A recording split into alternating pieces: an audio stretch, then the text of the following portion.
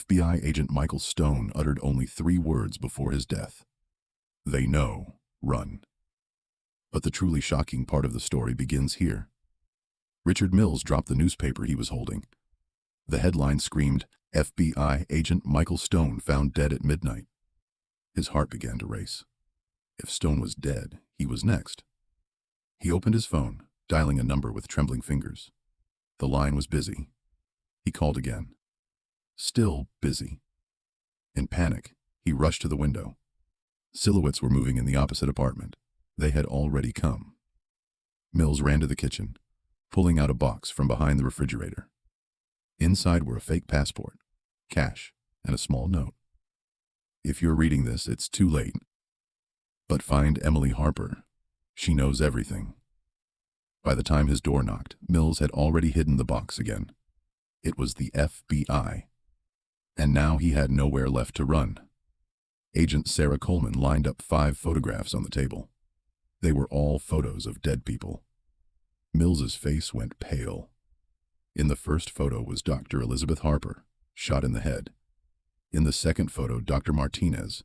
In the third, Dr. Kim. Mills had never forgotten these faces. He had killed them with his own hands 26 years ago. Coleman showed the last 2 photos, Dr. Johnson and Dr. Williams. Do you recognize these people? Mills was silent. Coleman put a 6th photo on the table. This time, it was Michael Stone's corpse. What did Stone tell you in your last meeting? Mills's hands trembled. Stone knew. He knew everything. And now he was dead too. When Coleman pulled out the 7th photo, Mills couldn't breathe. The photo showed himself, but from 26 years ago. Young, innocent, not yet a killer. Coleman threw a thick file on the table. Blood Money was written on the cover. The documents that came out decoded Mills's life. $5,000 deposited into his account every month for 26 years. A total of $1.5 million. Mills's throat went dry. Where did that money come from? Who was paying? And why? Coleman showed the last document, Mills's death certificate, dated 1987. According to official records, Richard Mills had died 26 years ago. So who was this man sitting across from her now? Coleman smiled. Richard Mills died. Who are you? Mills stood up, looked at the window. Snow was falling outside. Just like that night. That damned night. I'm a ghost, he whispered. I've been a dead man for 26 years. Mills turned his head and looked at Coleman. There was 26 years of pain in his eyes. Do you remember Henderson Research Center? Coleman frowned. That laboratory had never existed in official records. Mills continued. In 1987, 5 scientists working there discovered something that would change the world. Unlimited energy.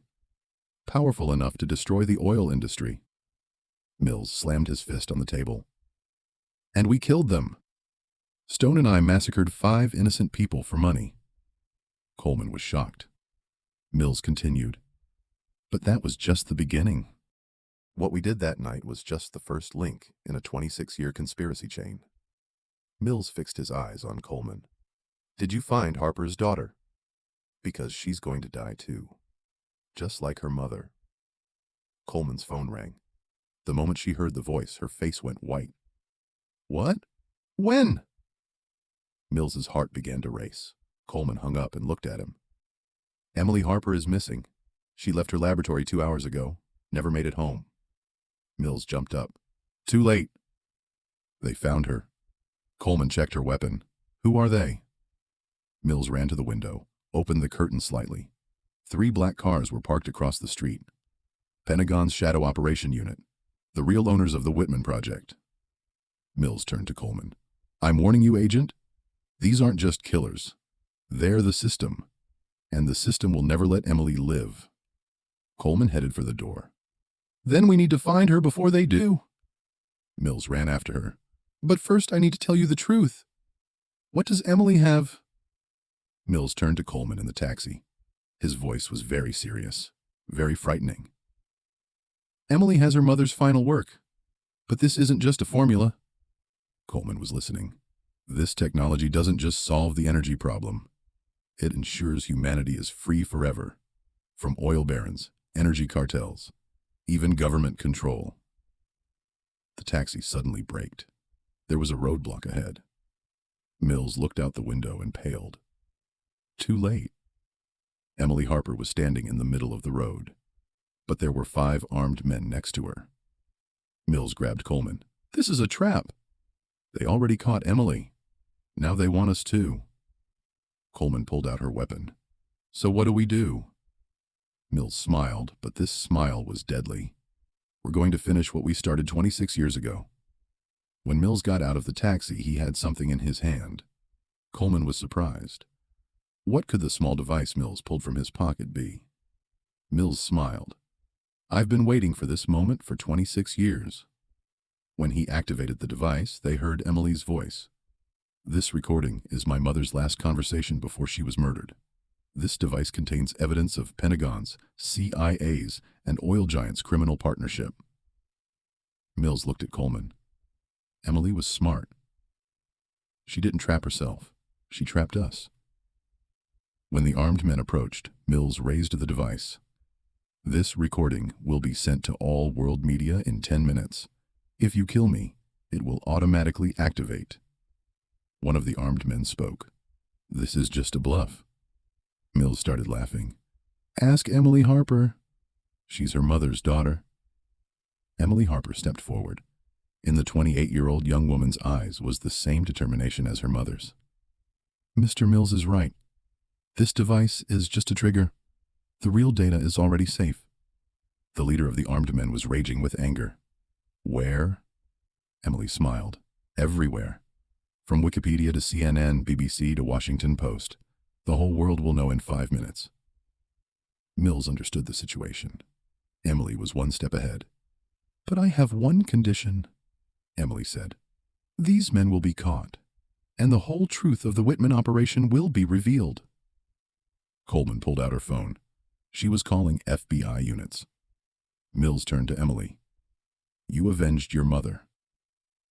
Emily looked at her father's killers with tears in her eyes. "This isn't revenge. This is justice." When the armed men tried to escape, it was too late. The FBI had already surrounded them. 24 hours later, the world was a different place. The documents Emily Harper revealed were headlines everywhere. Resignations from the Pentagon, arrests of oil company CEOs, exposure of CIA operations. Mills was watching television in his hospital room. He had been shot, but was alive. Coleman entered through the door with newspapers in her hands. "You became a hero." Mills laughed. "A hero 26 years too late." When Emily entered the room, Mills straightened up. "Thank you," Emily said. "You promised my mother. You kept your word." Mills's eyes filled. "Your mother's mistake was my sin. But now the world knows her." Emily showed the small device in her hand. "This is just the beginning. My mother's formula now belongs to humanity. No one can stop it." Mills looked out the window. The sun was rising. For the first time in 26 years, he felt hope. When the congressional investigation began, Mills was on the witness stand. Millions were watching him. In 1987, we killed 5 scientists because they had found the formula that would save the world. Whispers rose from the hall. Dr. Elizabeth Harper and her team had discovered unlimited clean energy. This discovery would have destroyed the oil industry. Mills continued. "The Pentagon told us to silence them. We did it for money." The Senate chairman asked, "What was the name of this operation?" "Whitman. And now we learned it was just the first phase." Mills looked at Emily. The young woman stood up. "My mother's formula is now on the internet. Anyone can download it. Free energy is now real." As the hall gave a standing ovation, Mills smiled. Operation Whitman was over. Truth had won. When FBI Director James Crawford sat across from Mills, his face was stone cold. "You know this will never end, right?" Mills frowned. Crawford continued. "Whitman was just the visible part. The real power holders are still out there." Mills stood up. "What do you mean?" Crawford opened the file. Assassination plan for Emily Harper. Tomorrow. Mills's blood froze. That's impossible. They were all arrested. Crawford shook his head. Those arrested were just pawns. The real players are still in the game. Mills pulled out his phone to call Emily. The line was busy. He called again. Still busy. Crawford stood up. You need to go to Chicago? Now. Mills was already starting to run.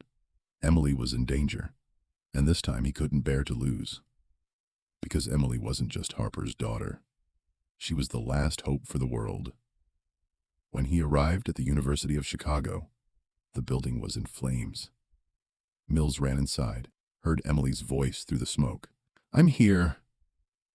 The laboratory was burning, but Emily was standing at the computer. What are you doing? Mills shouted. I'm uploading the final formula. My mother's real work. When Mills tried to protect Emily, armed men entered. But this time it was different.